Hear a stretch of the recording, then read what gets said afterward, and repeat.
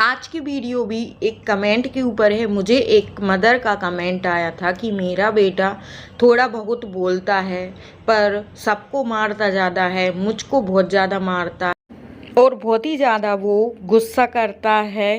तो कैसे उसका जिद करना कंट्रोल करें, कैसे उसका मारने का बिहेवियर ठीक करें, ये बैड बिहेवियर कैसे ठीक करना है, मैं आपको आज डिटेल में बताने वाली हूँ। मेरे पर्सनल एक्सपीरियंस से मैं आपको बताऊंगी, क्योंकि मेरी बेटी भी पहले बहुत ज़्यादा बच्चों को मारती थी, मुझे भी मारने लगती थी और वो गुस्सा भी बहुत ही ज़्यादा करती थी, जिद करती थी। तो कैसे मैंने उसके बिहेवियर को ठीक किया और आप भी अपने बच्चे के इस बिहेवियर को कैसे ठीक कर सकते हैं, कितना टाइम लगेगा, वो सब डिटेल में मैं आपको बताऊंगी। तो आप इस वीडियो को लास्ट तक जरूर देखना।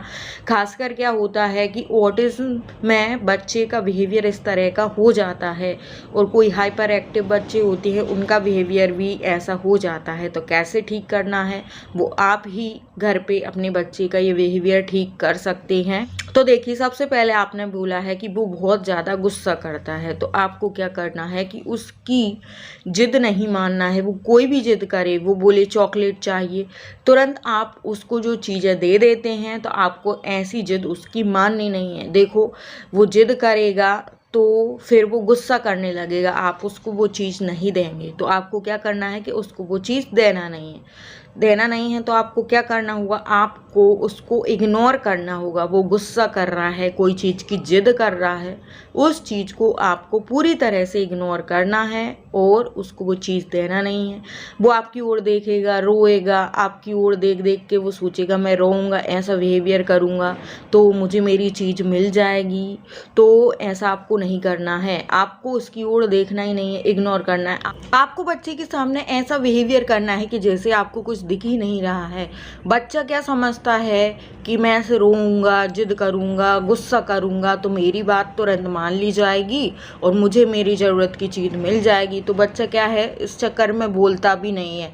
तो आपको क्या करना है कि वो कुछ भी बिहेवियर कर रहा है, चाहे गुस्से का कर रहा है, चाहे रो रहा है, आप उसकी ओर कुछ देर मत देखिए। यकीन मानिए, आप ऐसा 5-6 दिन इग्नोर करेंगे उसके गुस्से को या जिद को, तो वो फिर समझ जाएगा कि मेरे बिहेवियर करने से घर वाले या मम्मी कोई समझ ही नहीं रहा है, तो फिर मैं क्यों करूं। तो फिर वो नहीं करेगा। उसने अभी ये सोच लिया है कि ऐसा बिहेवियर करता हूं तो मेरी हर बात मान ली जाती है, इसलिए वो इस तरह का बिहेवियर करता है। तो मेरा पर्सनल एक्सपीरियंस है, पहले मेरी बच्ची भी बहुत ज़्यादा गुस्सा करती थी तो मैं उसकी ओर देखती ही नहीं थी। मेरे हस्बैंड बोलते रहते थे अरे वो गुस्सा कर रही है, देखो उसको, देखो उससे बोलो क्या हुआ। तो मैं उसकी ओर देखती नहीं थी। मैं उनको बोलती थी ज़्यादा देखते हैं तो बच्चे वो बिहेवियर बार बार करते हैं और उनके बिहेवियर को ठीक नहीं करते हैं। तो क्या करना है कि बच्चे की ओर बार बार नहीं देखना है। और दूसरी बात ये है कि बच्चा गुस्सा क्यों कर रहा है, वो कारण जानने की कोशिश करिए। हो सकता है कि बच्चा जिद के लिए नहीं रो रहा हो, बाकी दूसरी चीज़ के लिए रो रहा हो। आपको पता करना है। जैसे आपने बच्चे को फुल स्लीव्स के कपड़े पहना दिए, उसमें वो रो रहा है, तो आपको जानना होगा कि क्यों रो रहा है। उसको शायद सेंसरी इशू तो नहीं है या कोई और प्रॉब्लम तो नहीं है। वो कारण आपको जानने की कोशिश करना होगा।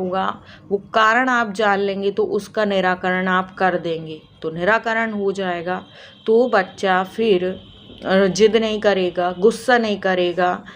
जैसे बच्चे को गीले में रहना पसंद नहीं है और पानी डाला है तो वो गुस्सा कर रहा है किसी ना किसी बात को लेके, तो आपको समझना होगा कि ये गीले की वजह से गुस्सा कर रहा है। तो आपको क्या करना होगा कि पहुँच देना होगा, पानी डाला है तो सूखा आपको कर देना है। तो जो भी इस तरीके से कोई भी बच्चा बिहेवियर कर रहा है गुस्सा करने का, तो आपको कारण जानना होगा। कारण जानने के बाद ही आप उस कारण का निराकरण करेंगे तो आपका बच्चा फिर गुस्सा नहीं करेगा। तो अब आपने बोला है कि मेरा बच्चा मारता है, सबको मारता है और मुझे भी मारता है बहुत ज़्यादा, तो कैसे रोकें। तो देखिए, मारने की समस्या तो मेरी बेटी के साथ भी थी। मैं उस पर वर्क करती थी तो भी बहुत ज़्यादा टाइम लग गया था उसको ठीक होने में। ये मान लीजिए कि 8 8-10 महीने बाद उसमें इम्प्रूवमेंट आया था। बाकी वो कोई भी घर पे बच्चा आता था उनको मारती थी, स्कूल में जाती थी वहाँ पे भी बच्चों को मारती थी, मारती नहीं थी तो बाल खींचती थी या टच करती थी या पिंच करती थी, मतलब कुछ ना कुछ वो हाथ से एक्टिविटी करती रहती थी, वो बैठती नहीं थी। और उसको कितना भी रोकते थे, कितना भी मना करते थे, तो अभी वो चीज़ रिपीट करती थी और मारती ही रहती थी बच्चों को कंटिन्यूअस। कितना भी रोको फिर भी वो मारेगी ही। तो उसके लिए मैंने क्या किया था वो मैं आपको बताऊंगी डिटेल में अभी। उसके लिए मैंने 2-3 काम उसके साथ किए, तब जाके 8-10 महीने में उसमें इम्प्रूवमेंट आया। तो सबसे पहले मैंने क्या किया, उसके लिए जो है बच्चे के हाथ में सेंसिटिविटी होती है, इसलिए उनके हाथ में आपको मसाज करना होगा।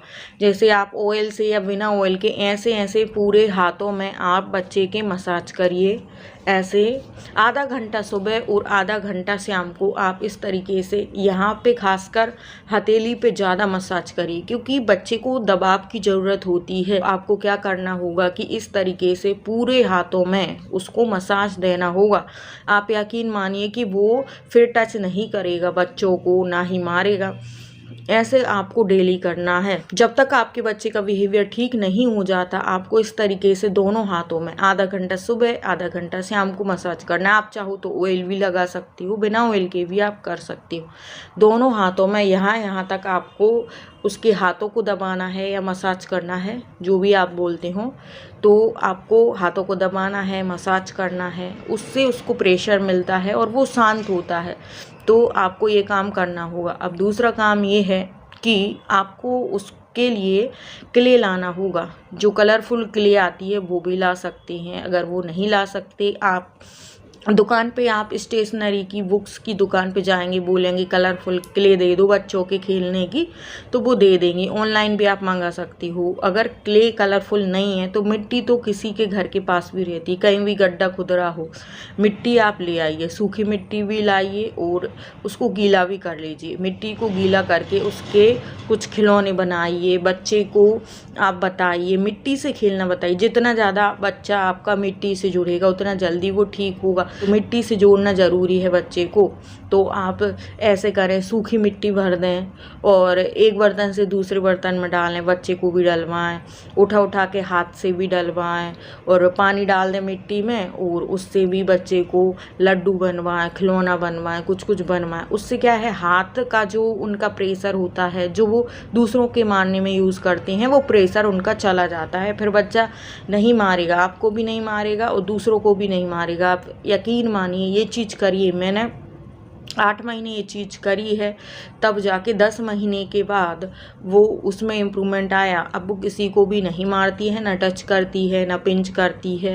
उसका ये बिहेवियर ठीक हो गया। मैं सबसे ज़्यादा परेशान थी उसके इस बिहेवियर से और अब उसका ये बिहेवियर सही हो गया है। और देखिए, अगर आप फ्लैट में रहते हैं तो वहाँ पे मिट्टी कहाँ से आएगी। तो आपको क्या करना है कि आपके घर से दूर आपको देखना है कहाँ पे मिट्टी है। एक थैला में आपको मिट्टी भर के घर पे ले आना है और एक अलग जगह कॉर्नर बच्चे के लिए दे दें, वहाँ पे वो मिट्टी से खेलेगा। बाद में आप उसको नहला धुला के ठीक कर सकते हैं। आधा घंटा सुबह आधा घंटा शाम को आप मिट्टी से बच्चे को ज़रूर खिलवाइए, या फिर 1 घंटा दिन में 1 घंटा आपको ज़रूर खिलवाना है। और बच्चों के साथ बच्चा मिल के खेल रहा है तो और भी अच्छी बात है।